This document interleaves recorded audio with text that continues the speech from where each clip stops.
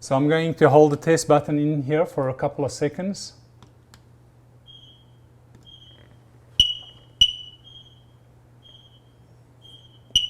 And now it's running a test throughout the house, so I can verify that all these units are communicating, and if one of them should go off, they will all go off throughout the entire house, and that's what I was looking for.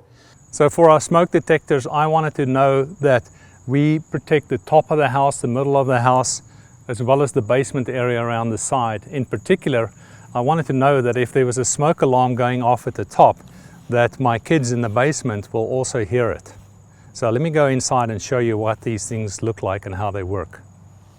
So here's one that we have upstairs in the master bedroom, in the area between the master bathroom and the bedroom itself.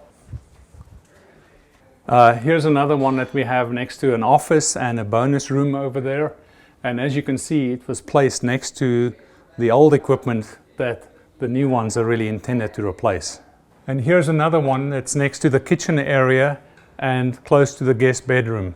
So if we go downstairs from here, I'll show you what we have in the basement. And finally, we're in the basement area over there where you can see one. There's actually one in the garage next to the basement also. I'll show you that one. Okay, and finally, there's one in the garage here next to the basement. So as you can see, we have the whole house covered. So now we'll do a little test and see what the cat says. Let's do it again. Hey, hey. So I'm going to hold the test button in here for a couple of seconds.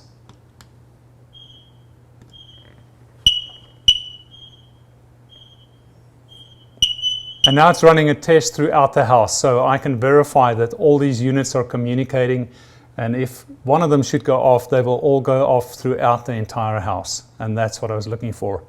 To get this in a product where you don't need any wiring, I think is a phenomenal value and definitely something I want to have in my house.